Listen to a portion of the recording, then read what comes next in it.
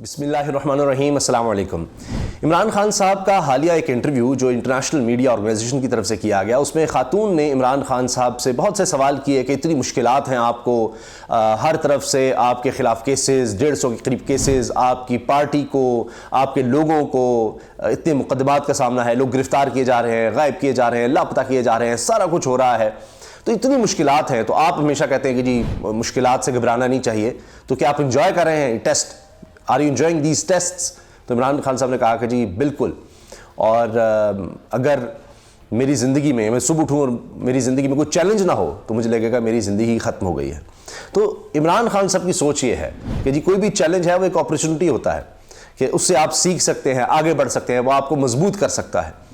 تو اب جناب دیکھیں کہ کس طرح سے ڈٹے رہنا، اور یعنی عمران خان نے کہا تھا نا کہ میں نکلا تو اور زیادہ خطرناک ہو جاؤں گا، اب وہ بات ہوتی چلی جا رہی ہے۔ ہر گزرتا دن عمران خان صاحب کو زیادہ پاپولر کر رہا ہے، اور ظاہر ہے کہ جب عوام میں مقبول ہوں گے تو آپ زیادہ طاقتور بھی ہوں گے، اور پی ڈی ایم کمزور ہوتی چلی جا رہی ہے اپنے ہتھ کنڈوں کے باوجود، اپنے ظلم جبر کے باوجود۔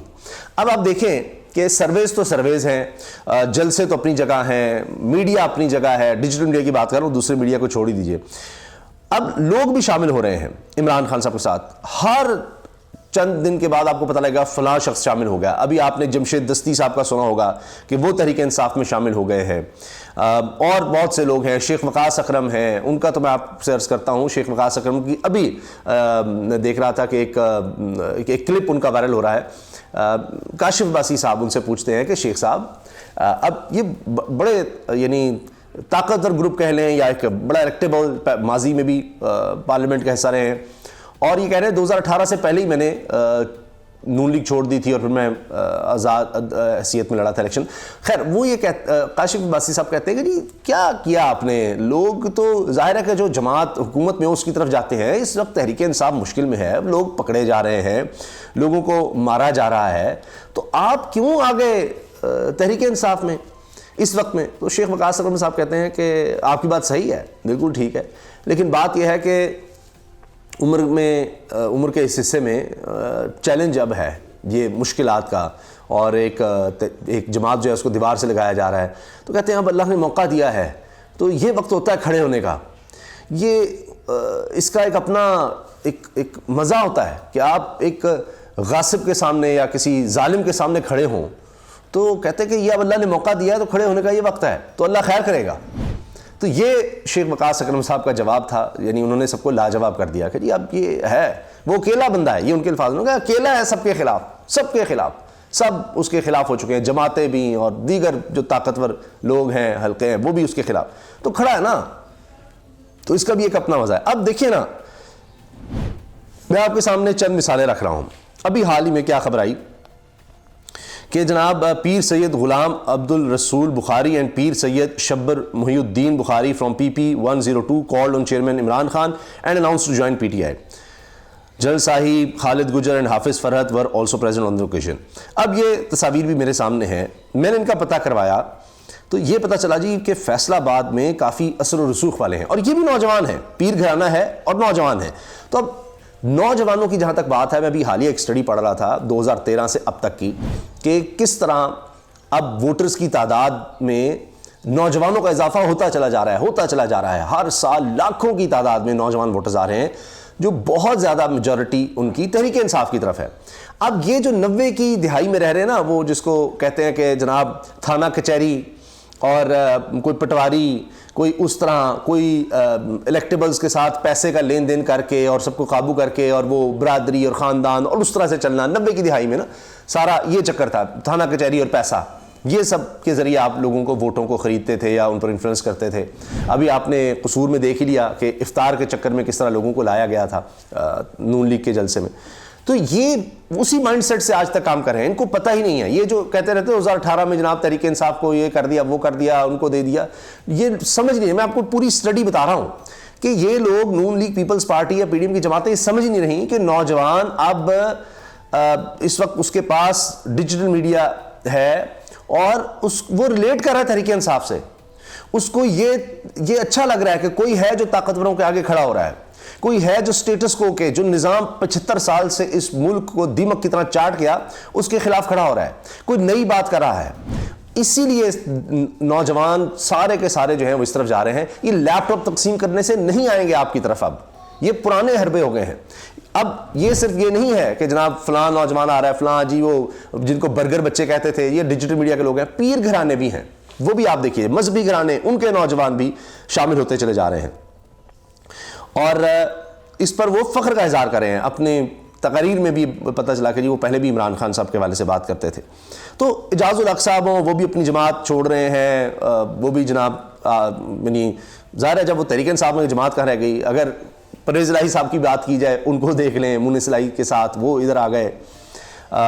تو یہ لوگ ایسے ہی نہیں آ رہے. ابھی میرے پاس چند دن پہلے جو خبر تھی آپ سے شیئر کی تھی, شیخ یعقوب, میں نے نون لیگ چھوڑ کر آج باقاعدہ تحریک انصاف میں شمولیت اختیار کر لی ہے, انشاءاللہ حقیقی آزادی کے سفر میں عمران خان کے ساتھ رہوں گا. یہ ان کے اہلیہ, یہ بھی پارلیمنٹیرین. تو لوگ آتے چلے جا رہے ہیں. تو یہ صرف سرویز کا کھیل نہیں ہے. تو کیا ان لوگوں کو سمجھ نہیں ہے؟ کیا یہ لوگ لوگوں سے ملتے نہیں ہیں؟ ان کے ووٹرز ہیں یہ لوگ, ہزارہ ووٹس ان کے اپنے ہوتے ہیں. ظاہر ہے کہ پارٹی کا ووٹ اپنی جگہ پاکستان میں یقیناً رہا ہے. اب تو خیر تحریک انصاف کا تو ایک دور ہی اور ہو گیا ہے, لیکن کچھ لوگ ہوتے ہیں جن کا کم از کم 10-20 ہزار کا ایک ووٹ بینک ہوتا ہے کم از کم. اب شیخ وقاص اکرم تو اس سے زیادہ ووٹ لے لیں گے. مگر یہ لوگ بھی کیوں شامل ہو رہے ہیں؟ ظاہر ہے کہ اپنے حلقے کے لوگوں سے کیا ان کا رابطہ نہیں ہے, یا ان کی خواہشات کے بغیر ہی شامل ہو رہے ہوں گے.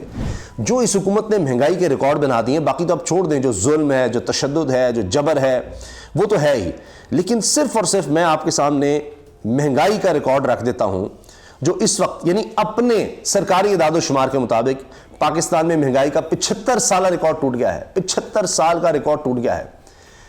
مارچ کے جو فگرز آئے ہیں پاکستان کے ادارہ شماریات کی طرف سے, وہ بتا رہے ہیں اتنی مہنگائی ہو گئی ہے. ہر طرف شہروں میں مہنگائی, اور خوراک میں سب سے زیادہ مہنگائی ہوئی ہے. اور اسی لیے یہ جو الیکشن سے بھاگ رہے ہیں, اس کی اور کوئی وجہ نہیں ہے. یہ سب بہانے ہیں, 4-3, یہ سب ڈسٹریکشنز ہیں. صحافیوں کے گروہ پر فلاں بنا کر کے جی وہ فلاں جج نہ بیٹھے, یہ نہ بیٹھے, وہ نہ کریں, وہ جی فل بینچ بنائیں, اس طرح کریں, ہم نہیں مانیں گے. یہ سب بہانے ہیں. اصل بات یہ کہ 90 دن کے اندر الیکشن ہے. آئین واضح ہے. یہ آئین کے خلاف کیوں جا رہے ہیں؟ میں آپ سے عرض کر رہا ہوں کہ وہی 3 ججز جو اس بینچ میں اب ہیں, یہی 3 اس بینچ میں بھی تھے جنہوں نے عمران خان کے خلاف فیصلہ دیا تھا اور یہ حکومت بنی تھی. اس وقت کیا تحریک انصاف نے یہ سب کیا تھا کہ جی بینچ یہ نہیں, یہ جج نہیں سنیں گے, ہم یہ نہیں مانتے, فل بینچ بناؤ اور یہ کرو وہ کرو؟ ان کی حکومت چلی گئی تھی. اب یہ کیوں کر رہے ہیں؟ کیونکہ یہ آئین کے خلاف جا رہے ہیں, اور کوئی وجہ نہیں ہے اس کی. ان کو الیکشن سے نظر آ رہا ہے کہ ہماری بدترین شکست ہونی ہے, کسی صورت میں الیکشن نہیں ہونے دینے, اس کے لیے آئین توڑ رہے ہیں. تو اب یہ سارا کھیل ہے جس کی وجہ سے یہ کبھی کوئی بات بناؤ, کبھی کچھ بناؤ. دیکھا نہیں اب مریم اورنگزیب صاحبہ نے کیا کیا؟ مریم اورنگزیب صاحبہ نے جو کہا اس پر لوگ مذاق کر رہے ہیں کہ جی الیکشن سے ہم نہیں, الیکشن سے تو عمران خان بھاگ رہا ہے.